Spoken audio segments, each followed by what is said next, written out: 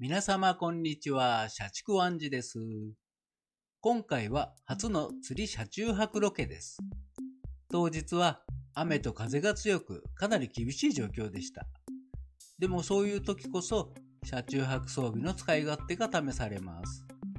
体が濡れた状態でも使いやすい鉱石レイアウト、シートバックテーブルでの食事、風でめくれないカーテンなどなど、さらにはポータブル電源を使わない車中泊環境で私がどうしているかを含めた釣り車中泊ルーティンをお届けします。はい、これから釣りに行きます。だいたい荷物はこんな感じですね。今回は竿を4本積みました。いつもはもうちょっと持ってきますけど、今日はちょっと撮影があるので、初めての撮影ということで少なめとなっております。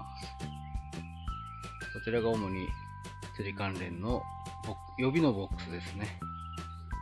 あと若干食事関連。それとその向こうに見える緑が寝袋です。で、こちらが前にも紹介した釣りキャリーボックスですね。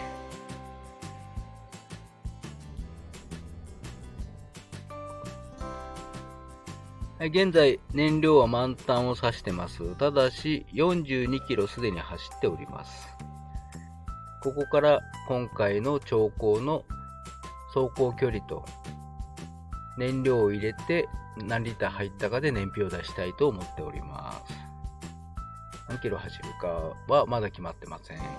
では行ってきます。雨が降ってきてしまいました。速やかに釣り準備します。準備でお見せしたいのは釣り竿にすでに糸が通してある点ですね。私以外でもやってる人はいると思うんですけど、ガイドに糸を通す作業は老眼の私には結構大変なんです。慌ててやると通し忘れるガイドがあったりするし、特に夜間だとさらにやりにくくなります。それ以外は特に変わった工夫はないですけど、折りたたまずに積める長さの竿についてはつないだまま積載しております。スペーシアなどのハイトワゴンではなくエブリィとした理由の一つが、軽自動車の中では最も長い竿が積めるからです。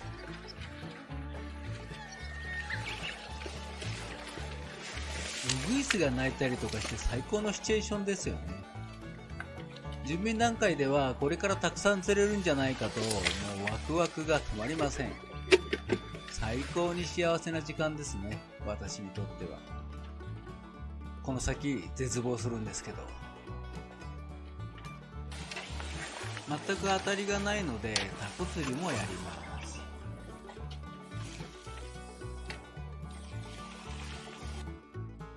この釣りキャリーカートは以前動画で紹介したものです。この場所で調子が良かったら車から下ろしてドーンと構えるんですけど、まだ様子見なので積んだままです。積んだままでもかなり使いやすいです。中は棚になっているので取り出しやすいんですね。このキャリーは今回が初めての使用なのでまだ使いこなせていません。キャンプなんかでもかなり使いやすそうだなと感じました。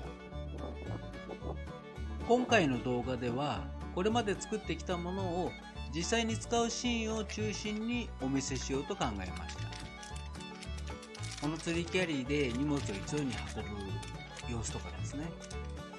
ただ残念なことに今回の兆候ではこのキャリーがこれ以上活躍するシーンは撮れませんでした。一箇所に腰を据えられなかったのと悪条件が重なったことが原因です。活躍はしなかったんですけど、雨で濡れて一部分が錆びまして、そこをちょっと改善しなきゃいけないなと思いました。改善点見つかったのは良かったです。タコ釣りもやったけど結局一匹も釣れませんでした。この場所は私が初めてタコを釣った場所でもあります。一匹釣れました。重さも 800g ぐらいでまあまあサイズでしたね。ただまぐれというか迷い込んだタコだったのか、それ以来一回も実は釣ってはいないんですけど。フグしか釣れません。移動します。今のうちに謝っておきますけど、釣り場のシーンはこの先出てきません。ヒットシーンとか期待していた方、本当に申し訳ありません。今後の動画でヒットシーンをお見せすることが果たして私にできるのでしょうか。車中泊の様子や釣った魚を野外で調理するシーンは間違いなく出します。ただヒットシーンなどかっこいい場面は自信がありません。はい、移動してきました。ちょっと雨がひどいんで撮影は一旦中止します。これで暗くなるまで頑張ってみます。釣り返します。とりあえずどうにか3匹当たりました。1匹まあまあ硬いですね。2匹はちょっとちっちゃいです。ちっちゃめです。3匹連続で来たんで調子いいかなと思ったらその後ばったりでしたね。こんな感じです。ちょっとちっちゃいです。雨が止まないんで、雨が止んだらちょっとアジを狙ってみたいなと思ってるんですけど、雨が止むか、だいぶ寒くなってきました。じゃあ食事しようと思います。夕飯は見ますかね。暗いですかね。私的には全然明るいんですけど、これで明るくした方がよければ。周り誰もいないんでつけちゃいますけど、なんだかちょっと明るく欲しい。これが一番暗いのか。ここお湯を持ってきてるんで、まあ、沸かそうと思えば沸かせるんですけど、これでお茶飲みます。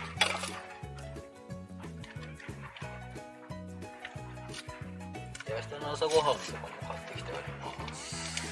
これでお茶飲みます。これぐらいの湯で入れてくれば、多分今でもカップラーメン作れるぐらいの温度あると思う。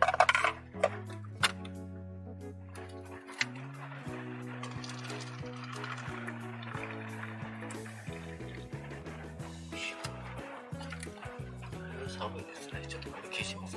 まず美味しいわ。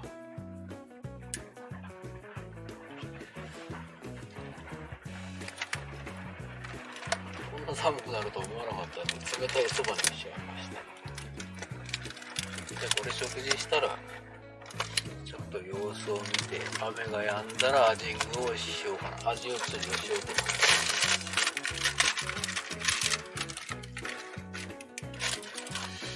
アジ釣りしようと思ったんですけど、雨はどうやら明日の7時まで止まないみたいです。ちゃんと天気予報を見てこなかったのが悪かったですね。私は雨で釣りするのは嫌いじゃないんですけど、撮影はちょっとできないですね。なのでもう今日は歯を磨いて寝ちゃいます。大体私歯磨くときはこのペットボトルと、歯ブラシセット使って歯磨いてます。もう布団も引いちゃいました。下ももうジャージに変えて、いつもだったら足元何も特に置かないんだけど、雨が降ってるんで長靴を用意してきました。全体的にはこんな雰囲気です。一応これ羽毛です。すごい安かったですね。3000円確かしなかったんじゃなかったっけな。あとは毛布引いて、寝袋引いてますんで、最悪寒かれば寝袋の中に入ります。多分大丈夫ですね。これで今日は寝ようと思います。今日の最低気温は15度ぐらいみたいですね。ちょっと濡れたんで寒い感じですけど、今日はちょっと早めに寝て、明日雨だけど、明るくなる前から準備して釣りをして、キスがあと3匹釣れれば1人分の食事のおかずにはなるかなというところで、目標6匹で、あと日中もしかしたらハゼを釣りに行くかもしれないですね。天ぷらキスだけじゃ寂しいんで。じじゃあ歯を磨いて寝ようと思います。と言ってもまだ9時です。まあでもいつも私の釣りこんな感じですね。眠くなったら寝て、起きたら起きて、で多分早起きして眠くなってまた7時8時にご飯食べてから寝ると思います。じゃあ今日はここでおやすみなさい。おはようございます。現在4時30分ですね。雨に加えてものすごい風が吹いてきました。外はこういう感じでちょっとうっすら明るくなってきてます。この風だと誰も来ないと思います。ポイントは独り占めできてすごくいいです。とりあえず準備して頑張ってみます。1時間も経たずに撤退してきました。もう風がすごすぎです。台風並みです。車も揺れてるし、後ろもちょっと開けたらもう中がびしょびしょになりました。ここまで風が吹いた中で釣りをしたのが初めてです。当たりが全然わかりません。竿がもう風で振られちゃって動かす気なくても勝手に動いちゃうし、もう全然わからなかったです。とりあえずご飯でも食べますかね。昨日買ったパンがあるんでパンでも食べて、ちょっとこの後どうするか考えます。まあ、とりあえずこれ脱ぎます。びちょびちょです。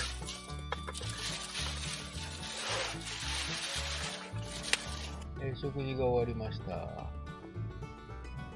ベッドの下に収納しているアイスボックスはこんな感じです。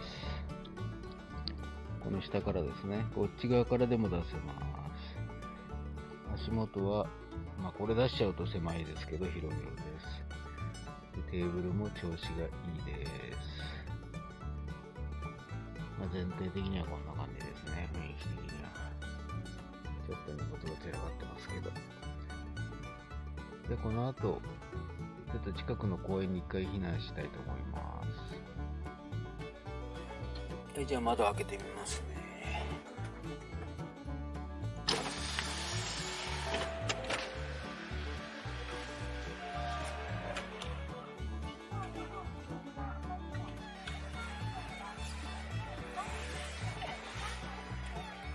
こういう状態です。風かなり強いけど、とりあえず抑えられてます。見えますかね。もうこれ下押さえてなかったら外ペアーって出てっちゃう感じですね。海はここまでじゃないにしても常に風吹いてます。これに近い風のことも結構あるっちゃあるんですかね。ちなみに下だけ撮ってみますか。ここだけでも撮ってみますか。こんな感じですよね。だから押さえがないとこんな感じになります。じゃあ閉めます。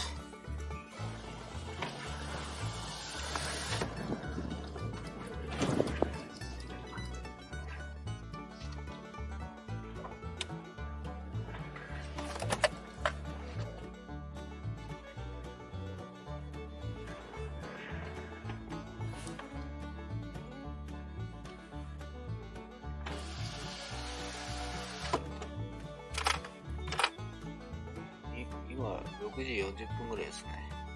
眠いんで少し寝ます。何もできません。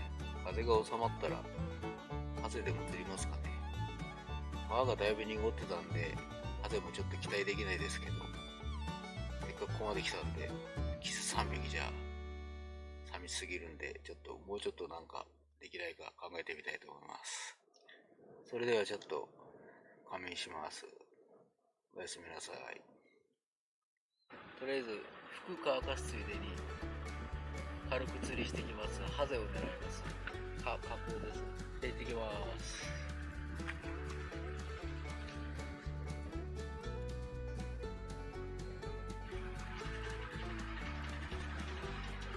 はい、戻りました。餌すら取られない非常に厳しい状況ですね。とりあえずいい場所がないか探してみます。移動します。とりあえず場所変えて5匹ほどキス追加できました。一番大きいので15センチぐらいです。ここでお昼にします。アルミホイルで包んでるけど、別にこれ弁当持ってきたわけじゃないです。セブンイレブンで買った豚焼肉弁当です。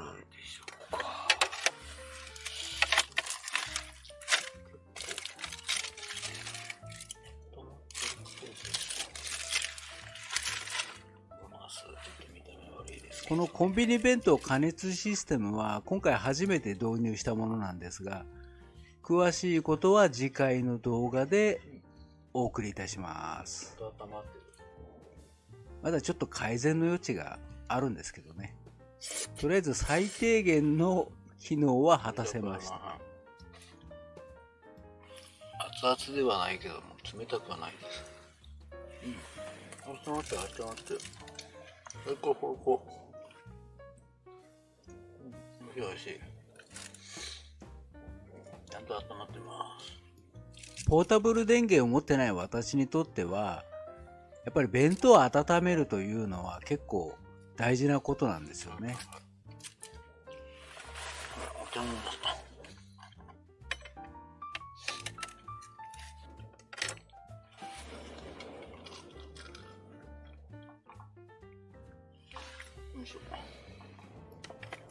この日も寒かったんですけど、特にやっぱり冬場の寒い時にあったかいもの食べられるっていうのはすごくありがたいことです。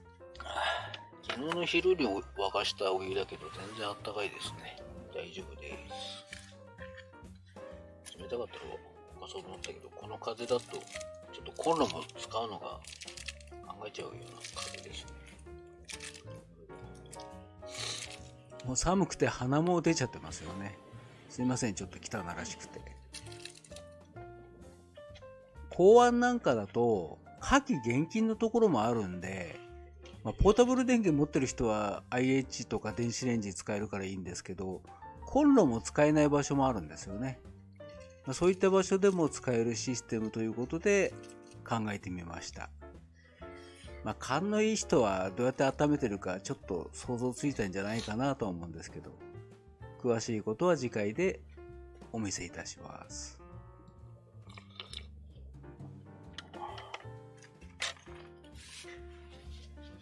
このヘッドレストにティッシュつけたのはやっぱ正解でしたね。こういう時すごい役立ちます。今日も泊まるんだったらお風呂行くんだけど、今2時か。2時間しかないか。2時間でお風呂行くんでちょっと忙しいんで、今日は夜帰るんで着替えるだけにします。現在2時半になるところです。ちょっと休みます。最後のラスト時間、ラストチャンス、夕間詰め釣りしようと思って移動してきたら大雨が降ってきました。外はこんな感じです。風はビュービューだし、雨もすごいですね。見えますかね。風ビュービューです。ちょっとだけやってみます。ダメ元でちょっとだけやってみようと思って降りたんですけど、竿を出す前に準備してる段階で戻ってきました。もう雨が痛くて外にいられません。台風ですね、これはもはや。みんな避難しました。今カラーコーンが飛んできましたね。ちょっとそれ映したかったな。カラーコーンが風でピューって飛んできました。今とんでもねえことになってます。これみんな車に避難したけど荷物展開しちゃって片付けが大変なんだろうな。収まるんでしょうか、果たしてこの雨は。とりあえずしばらくは待機です。外はこんな感じですね。晴れてる気配あるかな。うわ、揺れる。